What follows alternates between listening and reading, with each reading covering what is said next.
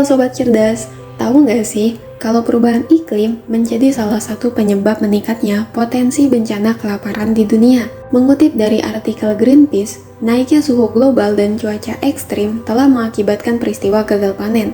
Salah satunya, kasus embun beku yang merusak lahan pertanian masyarakat di Kuyawage, Papua.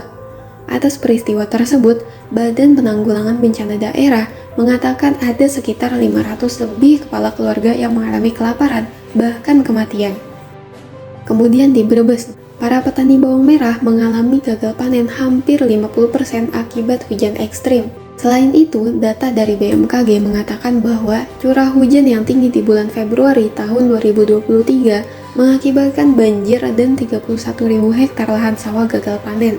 Kegagalan panen di sejumlah wilayah tersebut menyebabkan harga pangan melonjak. Akan tetapi, hal tersebut tidak benar-benar mendatangkan kesejahteraan bagi petani.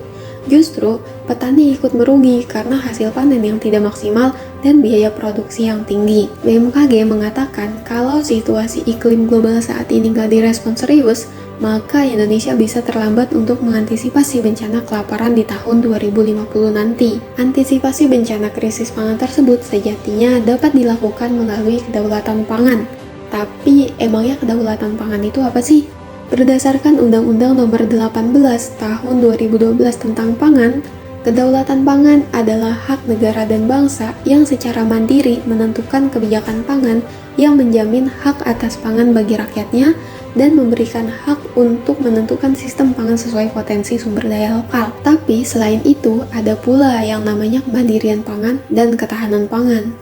Kemandirian pangan adalah kemampuan negara dan bangsa dalam memproduksi pangan yang beraneka ragam dari dalam negeri. Sedangkan ketahanan pangan merupakan kondisi terpenuhinya pangan bagi negara sampai dengan perseorangan yang terjamin dari tersedianya pangan yang cukup, baik jumlahnya maupun mutunya. Nah, gimana nih solusi dari para capres-cawapres untuk menguatkan ketahanan sampai dengan kedaulatan pangan Indonesia? Yuk lihat berapa diksi kedaulatan pangan, kemandirian pangan, dan ketahanan pangan dalam visi misi mereka. Dalam visi misi Amin tahun 2024 sampai tahun 2029, terdapat 9 diksi kemandirian pangan dan 1 diksi ketahanan pangan. Singkatnya, Amin mendorong kemandirian pangan melalui produksi pertanian, produksi hasil laut, dan produksi ternak dalam negeri, baik melalui ketersediaan dan keterjangkauan harga pupuk, pakan ternak, dan lainnya. Kemudian, dalam visi misi Ganjar Mahfud tahun 2024 sampai tahun 2029, terdapat 2 diksi kedaulatan pangan. Singkatnya, Ganjar Mahfud mendorong kedaulatan pangan melalui menjamin ketersediaan pangan dalam negeri, mendukung peralatan modern bagi petani, peternak, dan juga nelayan, serta menghentikan alih fungsi lahan.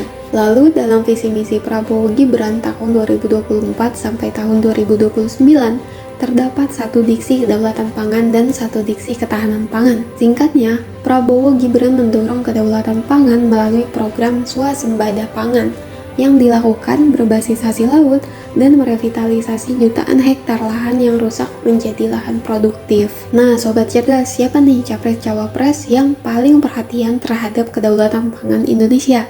Dan untuk para capres-cawapres, apa yang akan dilakukan untuk melindungi hak-hak para petani? Yuk diskusi di kolom komentar. Sampai jumpa!